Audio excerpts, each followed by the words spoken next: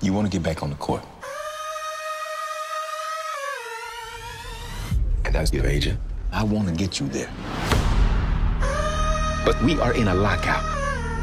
There are no actual games to watch. You think these fools, these rich white dudes, gonna let these sexiest sport fall by the wayside? This team's my family. I need us to be one big family again. Football is fun, but it don't sell sneakers. To move merch and inspire rap lyrics, they need your services.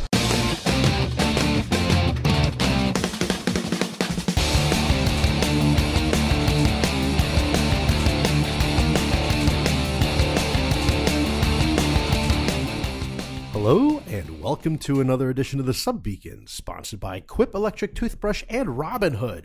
I'm Victor Mattis, along with Sonny Bunch and Jonathan V. Last. I'd like to remind you the Sub Beacon is available on iTunes and Google Play. Just look at our podcast and search for Sub Beacon. You'll easily find us. Please subscribe, tell your friends, and leave a review. Gentlemen, how are we? Sonny. Yeah. What's going on? I had a question for you. Okay. Have you been eating any interesting pastas lately? Have I been eating any interesting pastas lately? Yeah. Oh like, God, this is a throwback. It's a throwback episode. This is like five. This is like 5 Twitter controversies ago. No, About 1,000 tweets ago. I assume you're asking this because I got in a little bit of trouble because I said that spaghetti and rigatoni spaghetti and linguine and fettuccine are all the same. They're just slight variations on the same exact thing. And I don't understand why everybody got so mad about that, because what I said is indisputably true. You only need one of those. You need like one out of the like rigatoni, shells, whatever family, right? And then like really. Ravioli, which is good because it's the stuffing. What are you talking about? And then like lasagna. See, this is what I heard. I heard from literally every Italian person. Yeah, no, and they were like, no, they're all different. They're all different. I'm going to represent here. I'm just going to say, if the communists had taken over Italy, they would have had your limited system of noodles. Well, pasta. This is what people said, that I was sounding like the Bernie Sanders of pasta. Remember when Bernie Sanders was like, you only need one deodorant. Yeah, style, no, that's and like one shampoo. See, there we go. You're heading it. It's a slippery slope. Look, you're heading in that direction. I'm not saying that he was right, but he's not wrong exactly.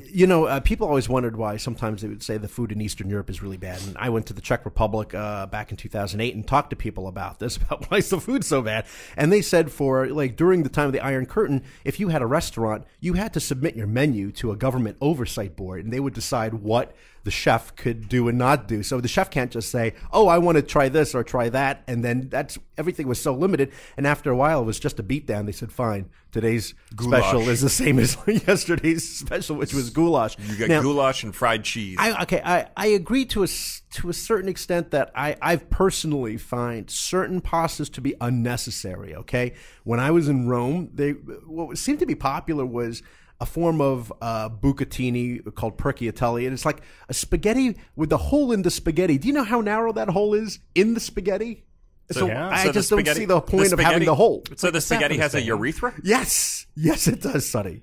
And I'm just not sure what's going on there. I understand with certain pasta shapes, it's great that meats and other things can cling onto it. That's the whole point of that. They can cling onto anything, though. They can cling onto anything. No, but even better if you've got... You know what's great? Depends on the amount of surface area, surface tension, what types of sauce you put it in. You know what's great is spaghetti with white sauce. White sauce? Spaghetti. Explain what the white sauce is. White sauce with what's going on there? The Fredo. It's all the same. Do you buy shells and Fredo? I love it. Do you buy it in the jar? Have you ever bought the Fredo? Oh, you make the Fredo sauce? No, I don't make Fredo sauce. What am I?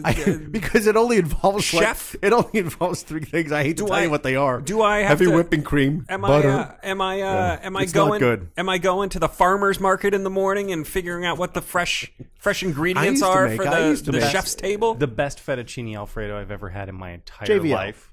Yes. Was at the Italian restaurant at Epcot Center. That doesn't surprise me. Happiest place. They had to be authentic, as you know. I was actually in Little Italy. You are technically in Little Italy. I believe under international law, that portion of Epcot Center actually belongs when you to step the country of Italy. It's the same rules as embassies. Yes. You step in, you're on foreign soil. Be careful. Don't commit a crime. That's why no crimes are committed in Epcot. Everyone's too scared. You got commit a crime in Morocco. You would, but wait, if you commit a crime in one Disney section, Moroccan prison. Yeah, no, really. If you commit a crime in one section though and flee to another section, what if they don't have an extradition treaty? Oh, well, that's the trick of it. It depends where you are in that magical place. So, Sonny, you would, I assume, limit everybody to the most popular pastas in the class. Oh boy, yeah, because the most popular pasta is the best pasta, according to the Bunch theorem. Sure, I guess. Sure. I mean, you know what I love? Look, it's not like I'm proposing a law that says we need to ban all of these extra types of pasta until you figure out what the hell is going on. I just want your awful opinion. I just want people to recognize and admit the fact that they're all the same. They're all the same. They're all identical. Do you remember going to Vapiano? Oh, Vapiano was the best. Remember that? And it's still there, by the way. I passed by it a couple of weeks ago. And you could still, you have to choose your pasta shape. That place isn't the best. That place is miserable. No, that place is great. I love that place. An Italian Chipotle concept pioneered by Germans. Yes, that sounds like my fantasy. What could go? Yeah.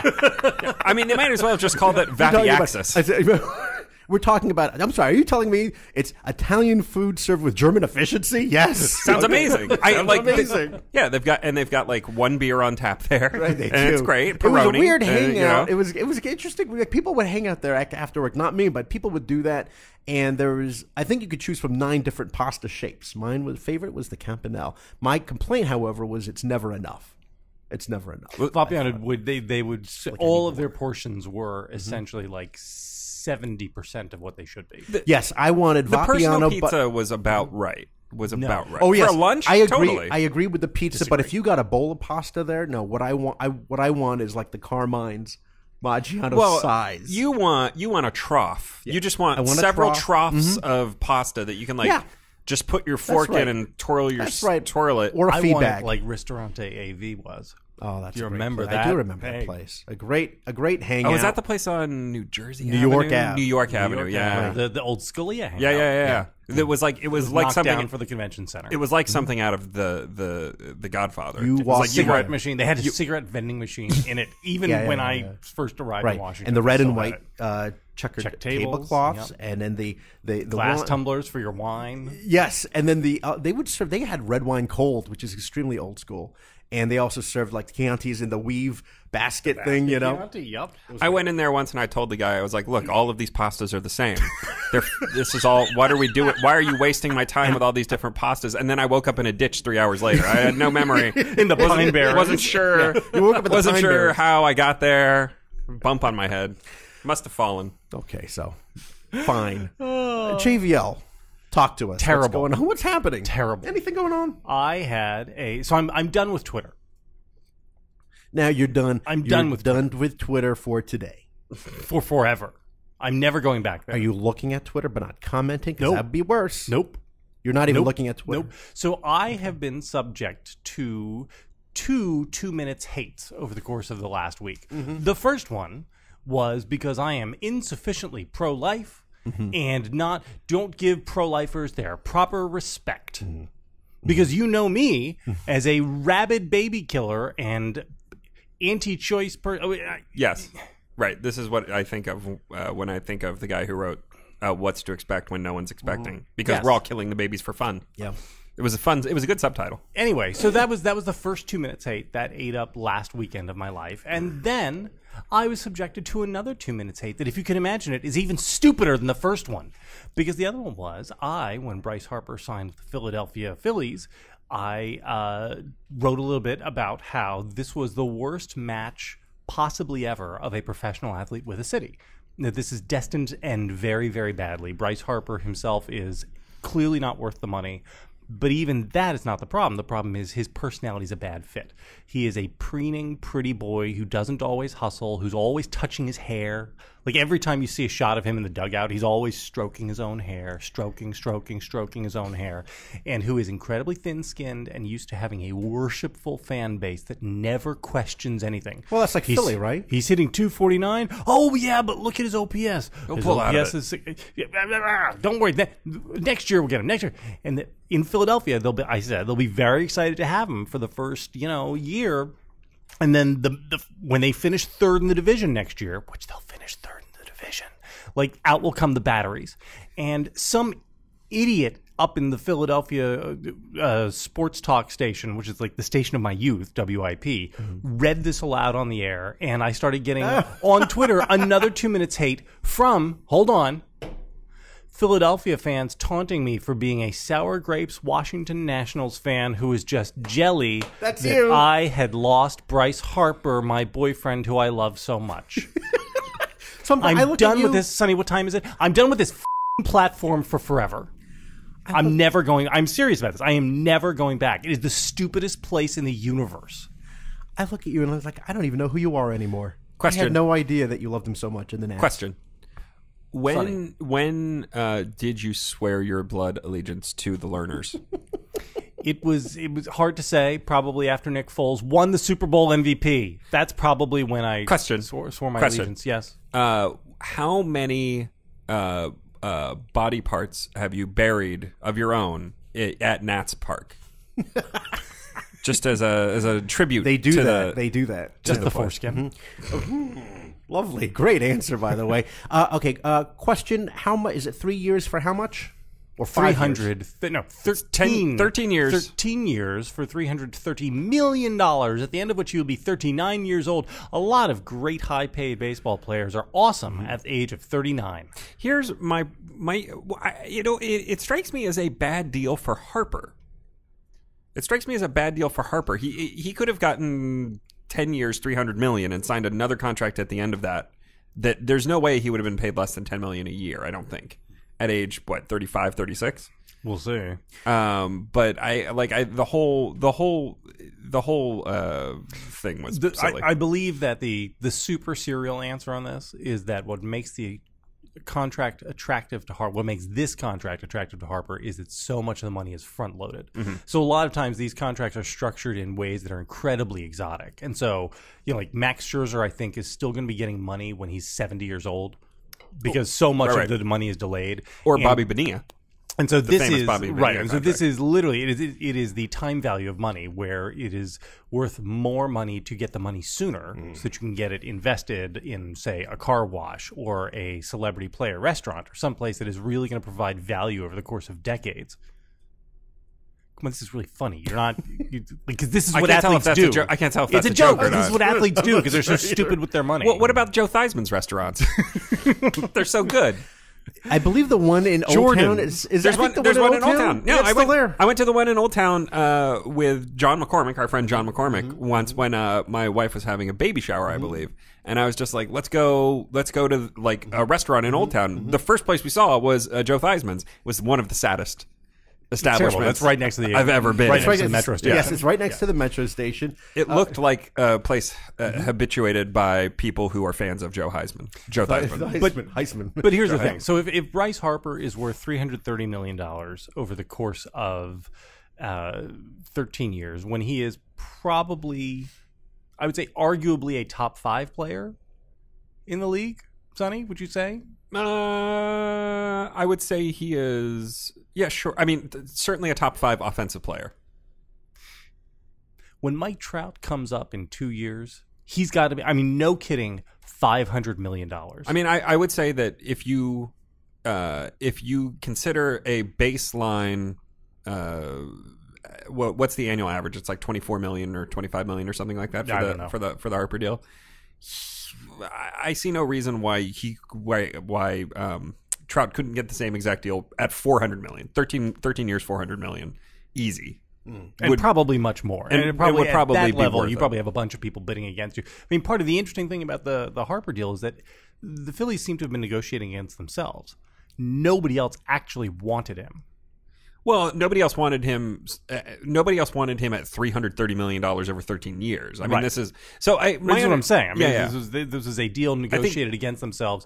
I think the Giants were looking at like 10 years, $310 million or something like that, which again strikes me as a better deal. I mean, I don't think taxes are that. I mean, I guess taxes are higher in California than they are in Philly, but he'd be better in California than he would be in Philly. Five he'd years like it from better now, out there. he'll be with the Yankees, and the Phillies will be paying half his salary. Mm-hmm.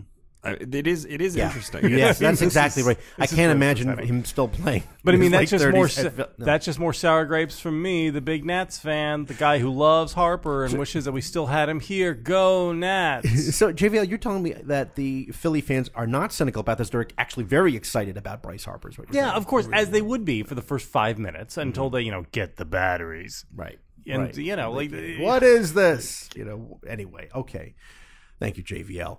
I was about to do a new. I was going to say a news for your health. You like that?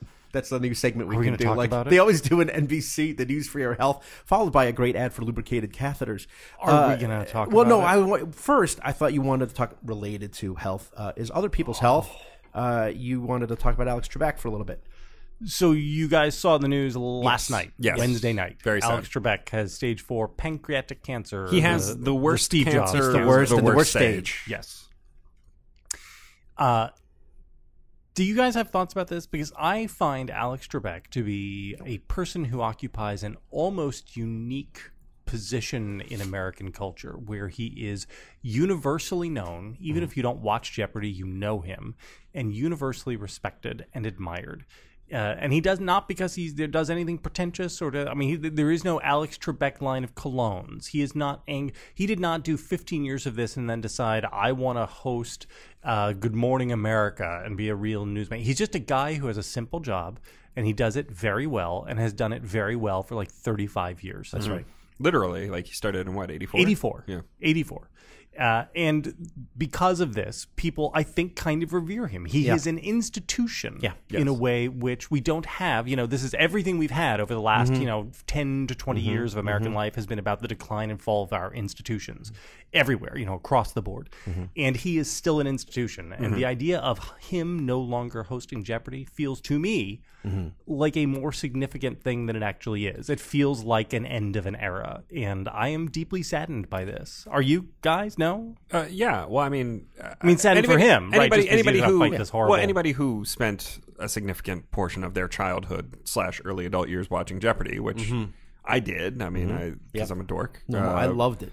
It will obviously be sad by this.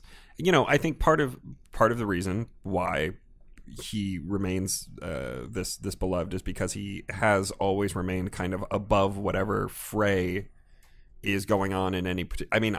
I assume Alex Trebek is kind of a standard issue liberal. I don't know, but who knows? But I don't know. I don't have any idea. He kept his opinions, I think. Not just his opinions, and this is the funny thing. He managed to be private without being secretive. Yeah. There have been a couple profiles of him here and there, but in general, they're sparse. He's not a recluse or a weirdo. Yeah, he's just kind of private. We don't know anything about him. Has he's he not divorced a 4 times? Yeah. Has we, Yeah. The one thing. So I read your piece in the newsletter this morning, the Bulwark newsletter, about suggesting the replacement of succession, not replacement. Nobody could ever replace him. The succession of Alex Trebek with Ken Jennings. Yes. And the problem with this is that Ken Jennings has very much not remained above the fray. He is a object of dislike amongst I think a broad section of the right, because he's kind of, again, a standard issue liberal, but he's not quiet about it. He has opinions, he says them, and I think that people would be a little bit. I think he starts off having to prove something that Alex Trebek never did. I believe he's also hated by the left, portions of the left, for having had wrong thoughts and done bad jokes. But still, this is the problem, though, is that he is a known quantity with a personal public profile. On the other hand, you cannot succeed Alex Trebek by being Alex Trebek. You have to be your own thing, and Jennings could be his own thing. Drew Carey has done a remarkably good job of replacing Bob Barker. There was a huge profile of him in the Washington Post. It's very interesting, and he's very also staying focused on doing this job and doing it well. I was going to suggest a British game show host who looks like Mike Myers. You know that one? You don't talk. You don't have no Piers idea Morgan? what I'm talking about. No, The lady from The Weakest Link? No, okay, fine. That joke didn't go anywhere. I don't know who you're talking I don't about. understand your There's joke. a game show. There's a game show out there that none of us is watching, hosted by a British guy who is in fact played by Mike Myers, pretending to be somebody else. Look it up. It's awful. a real game show, and it's terrible. Mike. Yes, it is. It's like a talent show. It's a talent show or something. And he is again, because he can't just be Mike Myers anymore. So he is this pretending to be this English fella, and he appears on talk shows as in persona.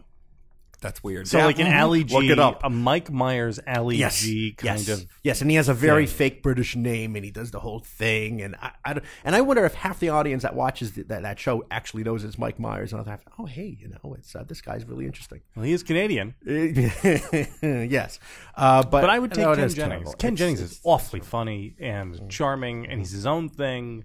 And I don't know that he would want to do it, but I think America needs him to do it. How about Steve Harvey? He doesn't host enough game shows. The Family I do Feud not is so think- great. I do not think Steve Harvey is an appropriate For that. host for that. How Is there about anybody how about else? Gene I mean, who Rayburn? else? Who else could If you? Gene Rayburn were alive, I don't think he Gene is. Shalit. If he gets out of prison, He'll never get out of prison. do you think the fans would accept having somebody who has done time for questionable He hasn't whatever done he's time. done? The lewd. trial hasn't. He's been convicted of nothing no, yet. He's just in county lockup awaiting bail. No, he's preparing for his arraignment. He's at this. Please, people have totally overblown this thing. Speaking of overblown, anyway, JVL. How was the doctor? Okay, yes. Speaking of overblown, my triglyceride numbers. It was Stop. Question. Currently, right now, as of today, how many pills do you take daily? I'm still on one at the moment, but I'm Just going to one? be taking two soon. Oh, I so haven't had it's only a time. 100% increase in prescription medications. 150. I'll probably get back on the fish oil. Oh, okay. Like 1,200 Okay. milligrams. Yeah. And maybe some niacin. Sure. Okay. Yeah, that's it. So now, when you went to see your I'm doctor, moving my hand. I'm shifting on my Fat eyes. You can't see Tuesday. this. No, I saw her on. Did she? No, I saw her on Fat Tuesday. Did That's she what I said. scream? No. When you walked into the Amazingly, office, no. was she shocked that you were still ambulatory? Yeah, I do. Well, she looked at me and she goes, "First of all, don't talk." That's always a good That's sign. right. And she's like, secondly, I only have like 10 minutes because I got to book my son's bar mitzvah venue for 2022. So then she went off to the races. And then she was like, look, I'm not worried that you're going to get a heart attack. She said, that's not my Yet. concern. No. She says, not those other numbers are fine. I'm worried you'll get pancreatitis. And I said, oh, is that it? I don't know what that is. happened? See, yeah, Sonny, that's how I like to live. I don't know what that is. I'm sure it can't be as bad as anything else. It's just, inflammation of the pancreas and stuff like that. It's not a big deal. I said, what's the worst that could happen? Dialysis? I can bring the machine in here. I can bring the machine into the studio. We have a To lot plug of space. it in. We have a lot of outlets. I don't know that we'd be able to filter that noise out. It would be. So anyway, she said, lose 5 pounds, which I'm already on the process. nothing. That's nothing. I can. You'll be done by next Monday. I'm done already. I was at 181. I'm at 176 at the moment. But my goal is to go down to. I used to weigh between 168 and 172. Now I'm 178 to 182. So if I can drop 10, she said those numbers will go down when you lose weight. That's just how it works. The other thing is, she goes, "Do you drink a lot?" That's what she said. And I See, you said, what is a lot? Right. I said, so, because pancreatitis, heavy drinking is a thing. I said, well, it's not like when I'm home, I don't drink. It's not like, I got to get myself a beer at home. I love the idea, by the way, of coming home Mad Men style, fixing myself a martini or Having something. your wife fix it Oh, for you. I'd love that. And Yeah. it's actually, I don't actually have a desire for that. Sometimes she drinks and I don't drink. But She needs to. She needs to for obvious reasons. To cope with you. to deal with things. But when I go out, obviously, Sonny, I love to tie one on, and that's the problem. And she said, the problem is people like me who are genetically predisposed because Filipino men, they have very high blood sugar. And Filipino? I thought you were Italian. Shockingly. I thought you were Italian. If I did, I'd have the Mediterranean diet would have done wonders. So it lingers longer, the results. So, you can have larger, unhealthier people drink a lot more than me and be fine. It's just the way life is unfair, but I'm not going to say anything's unfair because obviously we just talked about Alex Trebek. This is the way it is. We all have to deal with something. But she said 2 drink maximum. I said, okay, every day then, right? It's 2 drink maximum. Like 2 martinis most per day. Now, Now the good thing is, if you go to the Palm and you get 2 martinis, they're actually 4. It's like 2 fish bowls full of vodka. So yes, yeah, that's the good news. Now, do these carry over? So, for instance, if you don't have 2 drinks today, tomorrow can you have 4?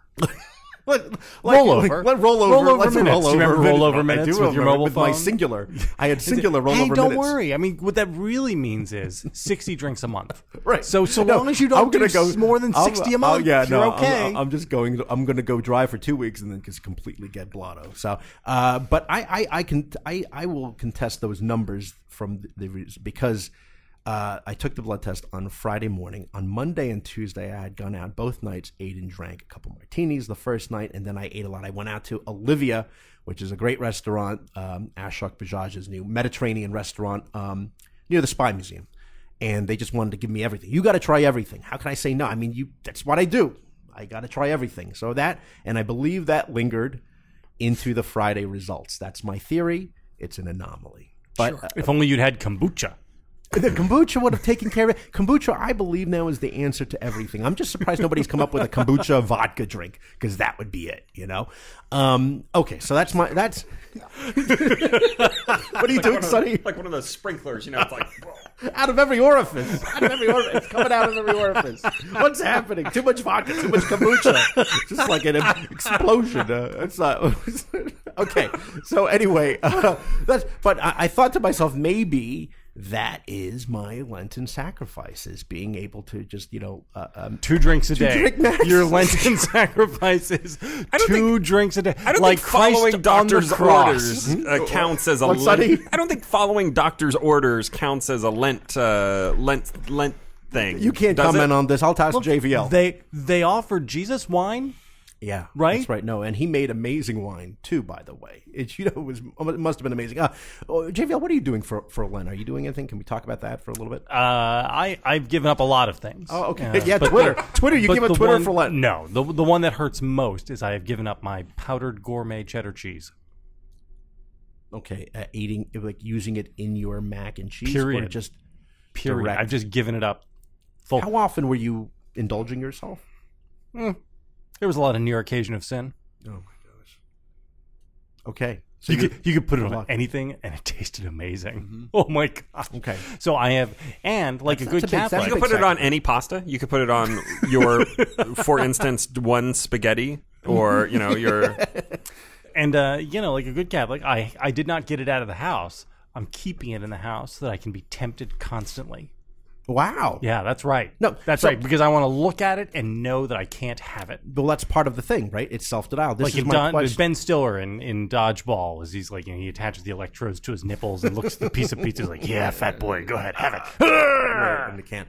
Where do you stand on the whole sort of, for Lent, giving something up or doing something good?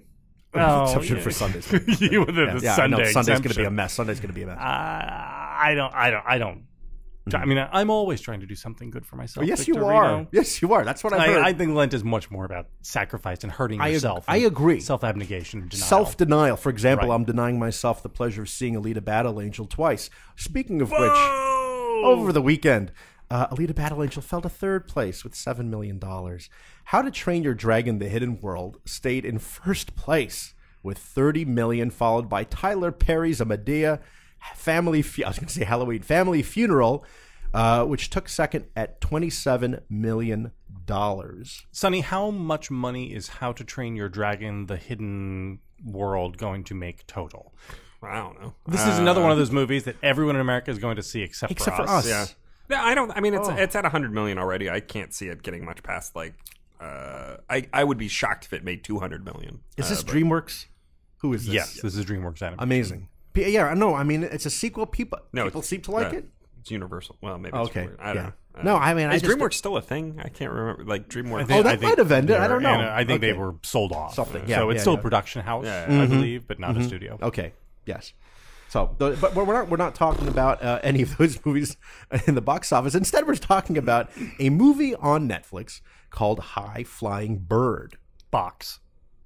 Oh, you see what I did there? Wow. High Flying Bird Box. Yes. Yeah, that's right.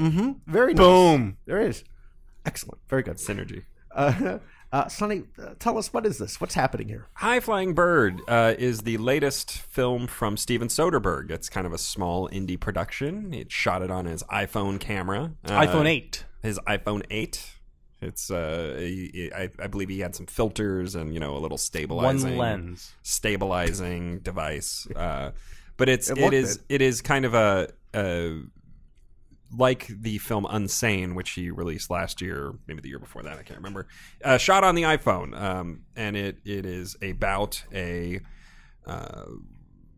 sports agent who is trying to end a lockout between the NBA players and the NBA owners. But it is only really kind of about that. It is about much more than that. It is a film of ideas, as I like to say. The main idea of which could be summarized as something like, with the advent of new technologies and the decrease of production and distribution costs, things like owners or, say, studios are no longer necessary.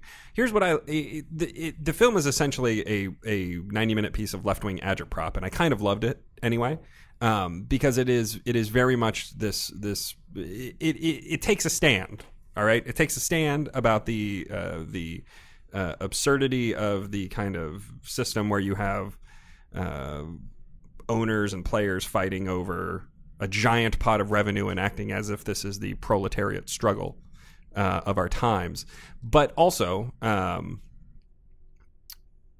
it has.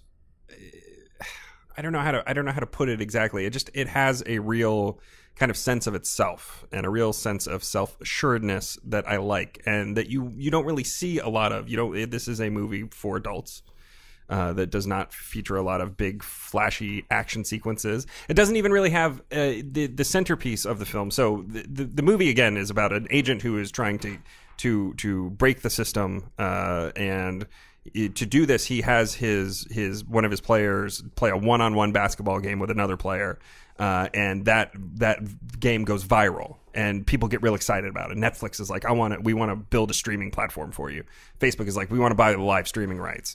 And they use this as a way to break the owners, as a way to kind of get them to agree to give the players more money.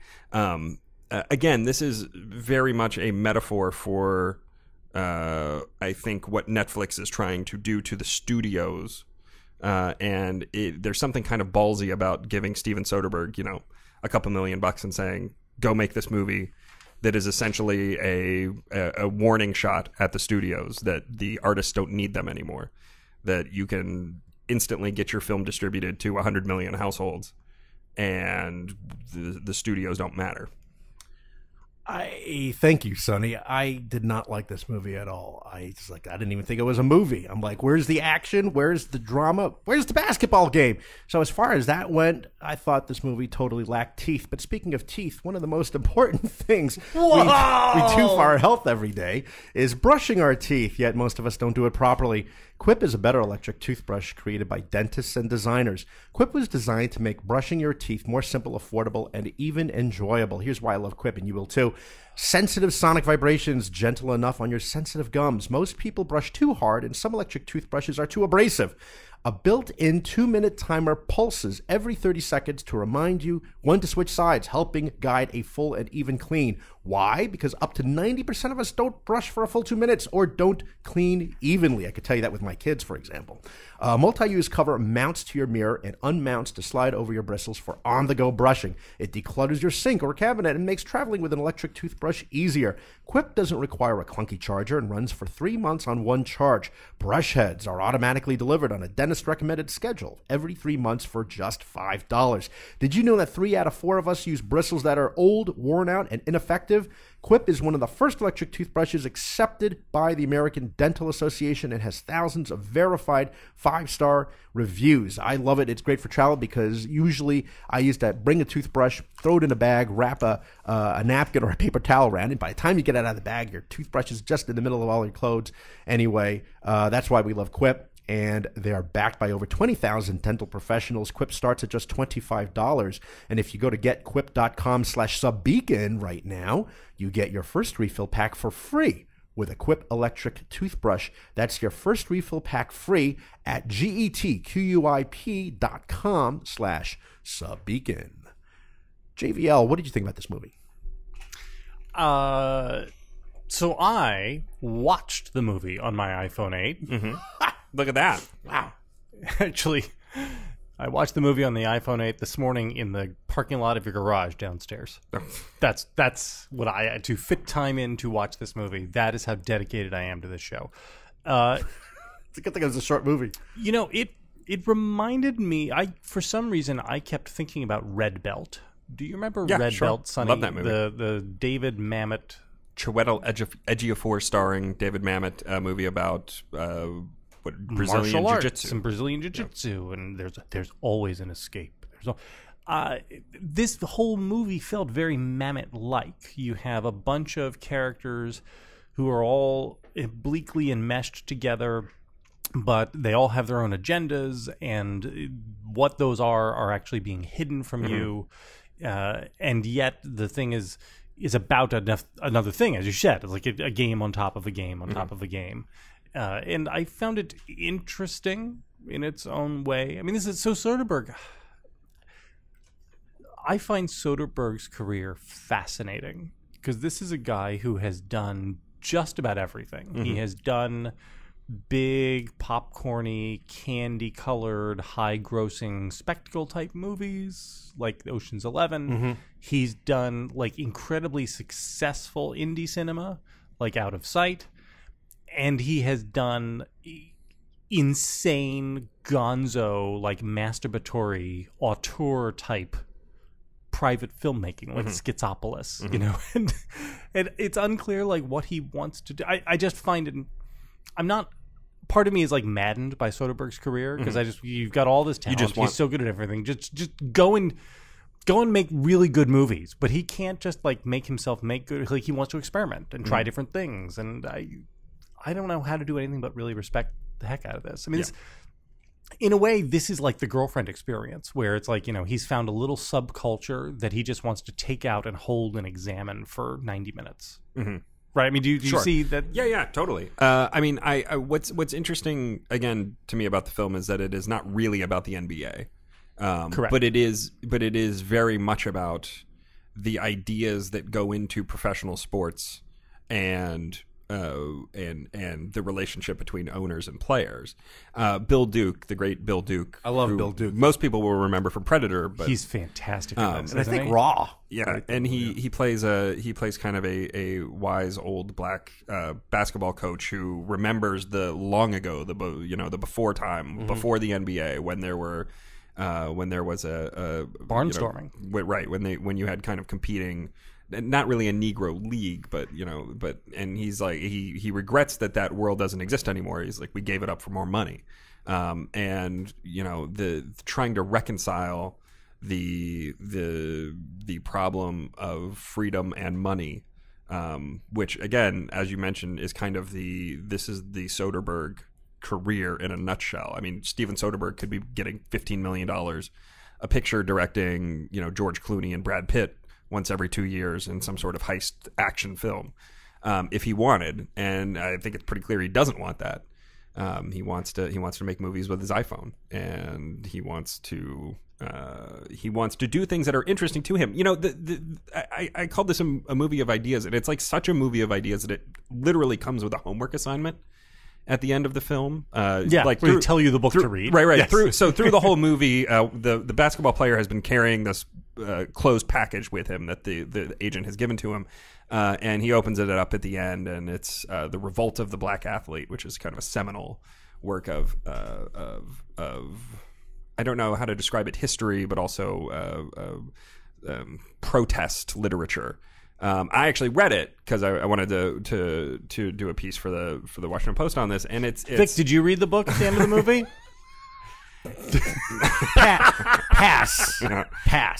And the book itself is also fascinating. Again, it's like super left-wing agitprop. It's like, the black athletes need to stop playing sports until people give everybody equality, and it literally ends with a warning that if things do not improve, we will murder white people as they come to the games in the inner cities. And if I can't imagine people are going to keep coming to sports games when we're blowing up stadiums. There's literally a terroristic threat at the end of the book, which is interesting and kind of absent from this movie. It's a reminder that the 60s, the late 60s and early 70s were a weird and bad time. Angry. An angry time. So this movie is not angry in the same way. It's more clever, I think.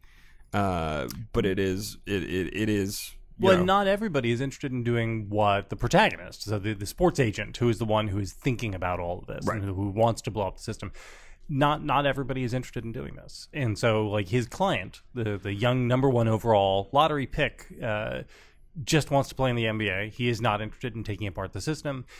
His assistant, Sam, played by Zazie Beetz, yeah, who is German-American, even though she is black, not African American, but German American, who other people will know as Domino from the Deadpool sequel. Yeah. Okay. And she's great. She's just a movie star in training, obviously. But what she wants to do is she wants to run the NBA Players Association. Like, that's what she wants to do. She has no interest in blowing it. She's like happy to do all the machinations because that's what she's interested in. But she just wants power.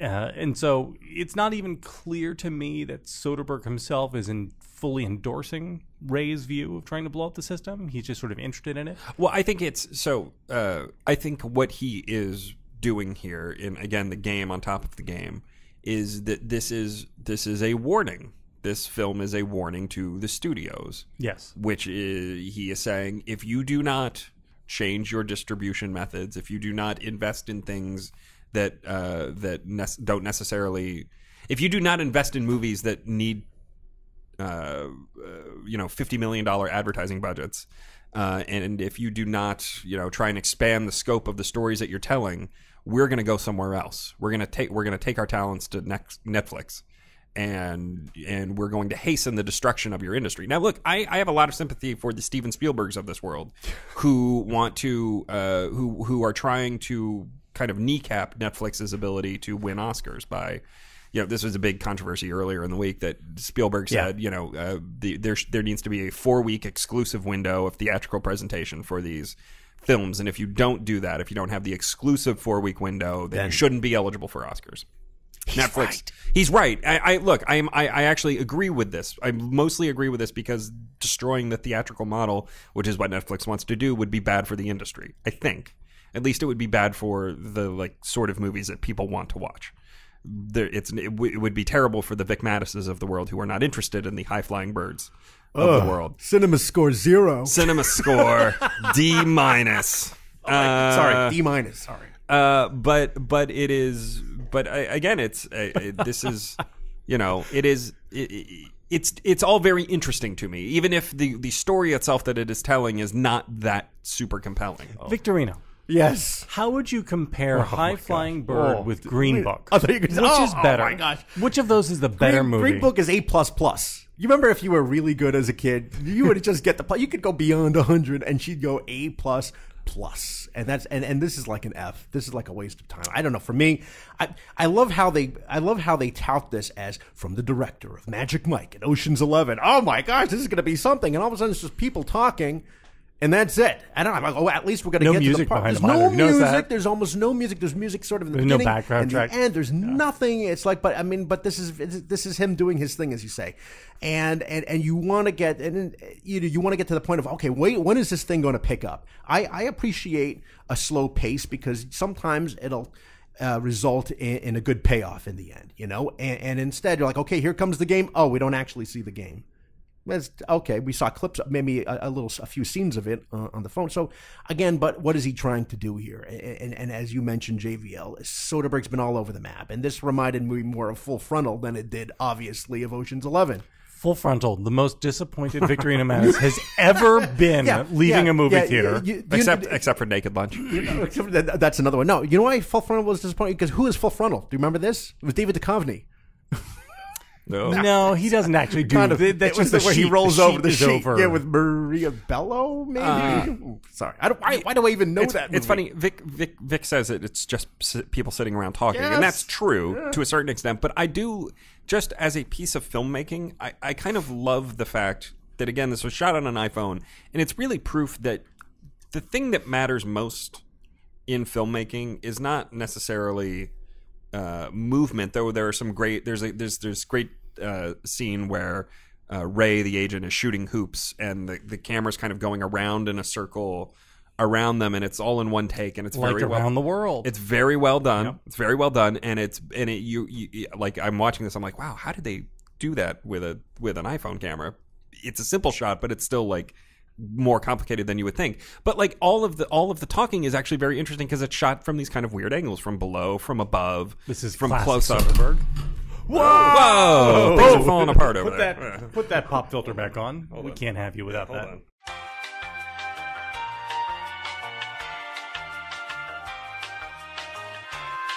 What was I saying? I don't even remember. I was going to say something about that scene. The camera moving around. Yeah. How you can shoot dialogue in interesting ways. You can shoot dialogue in interesting ways. The thing that matters most in cinema is the angles. This is the lesson that Greg Tolan and Citizen Kane taught us, which is that if you shoot things from interesting angles, you can make anything look kind of epic in scope.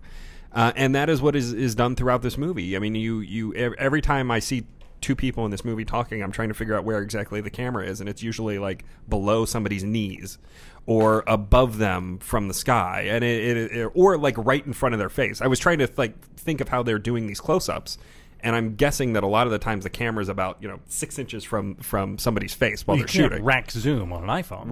Right. So anyway, it's I as a piece of filmmaking, it is, I thought, a pretty interesting little experiment. It's an exercise, right? I mean, this is an exercise. Movie. This movie is an exercise. It is not for a mass audience.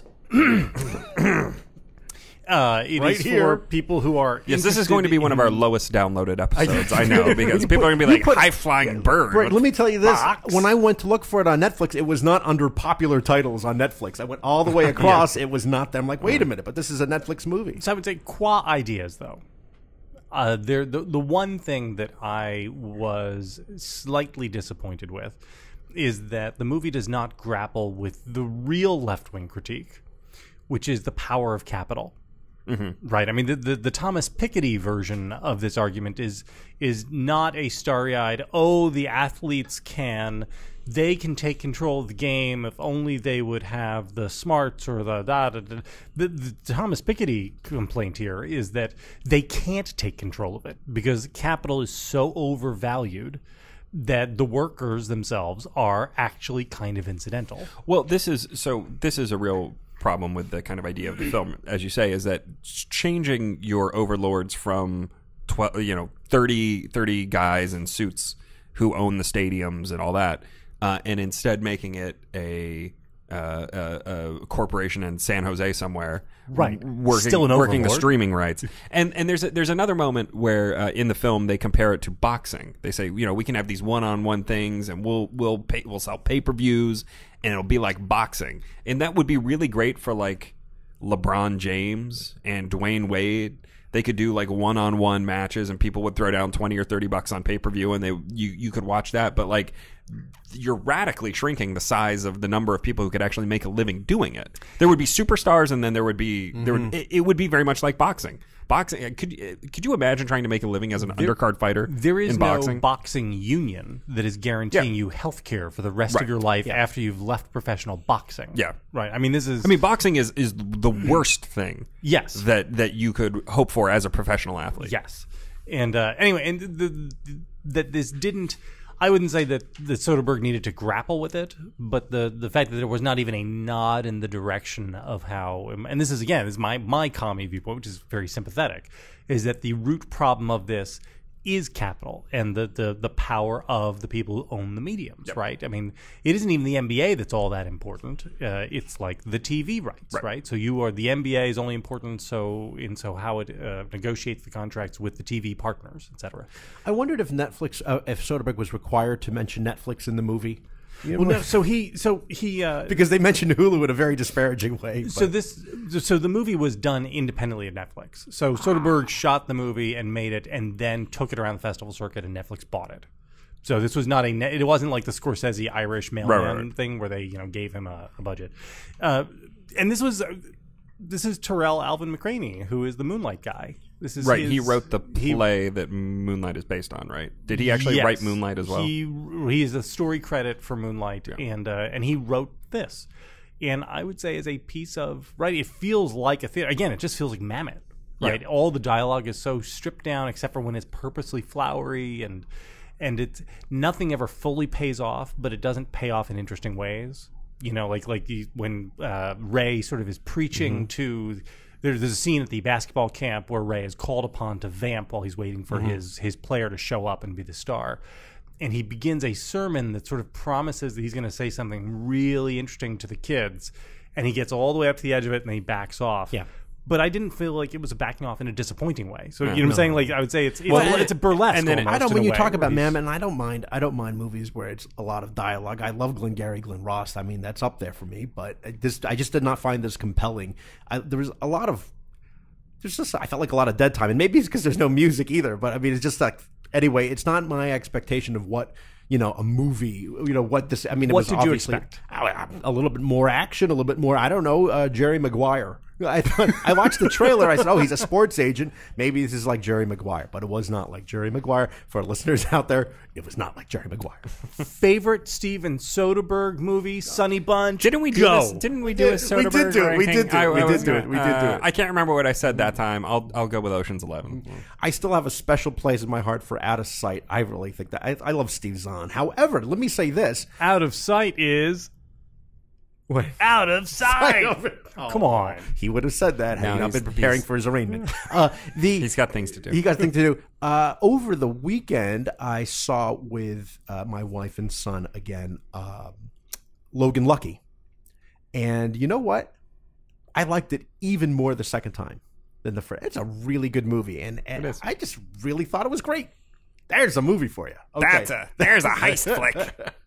Okay, so JVL, you have Soderbergh thoughts? Oh, I don't know. I would say of his small movies, I'm really very fond of Haywire. Yeah, I am too. Except my issue with that is that that's with Gina Carano, right? Yes. Did they dubbed her? Did they not? I don't believe so. Is that what? There was something weird going on with her voice work. I couldn't remember, but no, I like it a lot.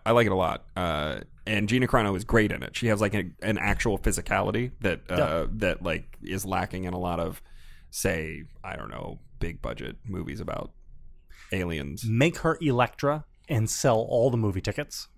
But Jennifer Garner's so good as Elektra. Okay. Do we have any more high-flying bird thoughts before we move on? Nah. Okay, good. Good. We're done with this. Good. You're better off Next watch week, high-flying bird. Next week we'll be talking about Captain something Marvel. Else. It's going to be yes. That'll be a much three dudes talking about Captain Marvel. Are we allowed? I don't know. About Captain? Yeah. We gotta get our permits. We'll get to that. It's going to be a much better investment of your listening time. But speaking of investments, Robinhood is an investing app that lets you buy and sell stocks, ETFs, options, and cryptos all commission free. While other brokerages charge up to $10 for every trade, Robinhood doesn't charge any commission fees, so you can trade stocks and keep all of your profits. Plus, there is no account minimum deposit needed to get started, so you can start investing at any level. The simple, intuitive design of Robinhood makes investing easy for newcomers and experts alike. View easy-to-understand charts and market data and place a trade in just 4 taps on your smartphone. You can also view stock collections, such as 100 Most Popular. With Robinhood, you can learn how to invest in the market as you build your portfolio. Discover new stocks, track your favorite companies, and get custom notifications for price movements so you never miss the right moment to invest. Robinhood is giving listeners of the Sub Beacon a free stock like Apple, Ford, or Sprint to help you build your portfolio. Sign up at subbeacon.robinhood.com. Corrections editions. I do have a clarification. People were asking about this on Twitter before you left Twitter, JVL. There was some discussion about Girl Next Door and how what a terrible movie, what a dark movie it is. I thought it was a great movie. Mike Goldfarb's favorite movie ever. It is perhaps the best review the Standard ever, the Daily Standard ever produced. Do you remember? I believe Goldfarb reviewed it. Goldfarb reviewed it. You published it then. Yes. I think that must have been. If I don't know if you can never find that review anywhere, but it had me in stitches because it was echt Goldfarb, as they say. Another thing was somebody asking about Wild Things versus Cruel Intentions. And what did I? Yes, Wild Things is a million times better than Cruel Intentions. I like Cruel Intentions. I think JVL and I were in a different place at that time. It was the 90s. Cruel Intentions is such a tease. No, first of all, it's not a tease, and second of all, it has Sarah Michelle Gellar, who at that point was the true good girl of like teen TV. Have that moment where she is walking her fingers down her décolletage and saying to Ryan Phillippe, says, "If you do, I'll let you put it anywhere." It's just this moment of like, oh my God, Sarah Michelle Gellar just offered screen. Oh, okay. Can we even? Do you have to bleep that? No, you don't have to bleep that. Well, you don't have to bleep that. I know, and I like. I love that. Also, it's a great movie. They're both great movies. Was this a question of like greater sign, lesser sign? Yeah, on Twitter, people were. I said no. I totally like Cruel Intentions. You know what's even better than that is Cruel Intentions 2. But moving on right on. I didn't see that. There was a sequel, not with any of those stars. Weren't there some twins? Yes. As you know, with these sequels that try to and like the main stars of the first one, and Amy Adams is in that, isn't she? Doesn't Amy Adams take the Sarah Michelle Gellar role? You know so much about Cruel Intentions too. No, review. I mean, I've seen all of these movies, obviously, but I've never seen Cruel Intentions 2. Should I see it on? You can see Daily Motion. Yes. I was going to say Vimeo. It's Vimeo or Daily Motion. Either Havoc. one. Even Cruel Intentions 2. Just type it in. Okay. Just type it in. It's there. I have a question. JVL. A serious question before we close this out. Does your situation, Victorino, mean that Spirit of the Week is dead? Well, we haven't had a Spirit of the Week in a while. But I know, but that's all just been because of circumstance. Don't Does stop. This mean listeners, please don't stop sending us your liquor. To kill Spirit of the Week, kill it dead, to save you. No, because I just have to have a sip. I'd rather Vic died. Yeah, or that. I was going to say a sip or die. Either one. Yeah, we'll be fine with that then. Okay. That's all the time that we're giving to this episode. Questions, comments, complaints, compliments. Tweet us at Victorina Mattis, at Sunny Bunch. Don't tweet at me. I'm not there anymore. JVL has burned Twitter to the ground. Again, be sure to subscribe to us on iTunes or Google Play. Just type in Subbeacon under podcasts. We're there. Leave a review. Tell your friends. Until next time.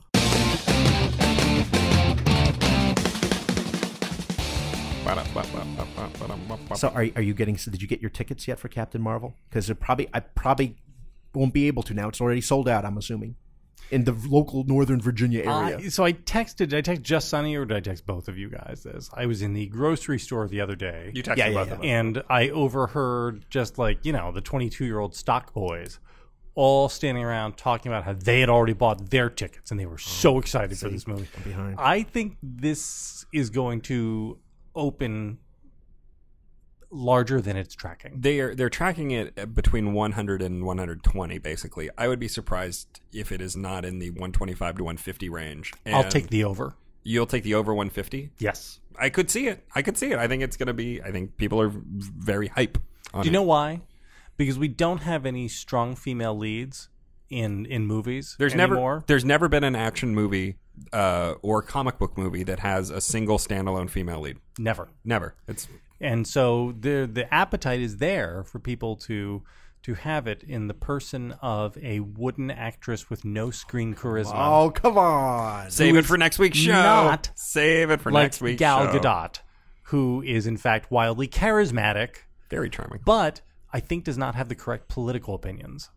So therefore, what's her face?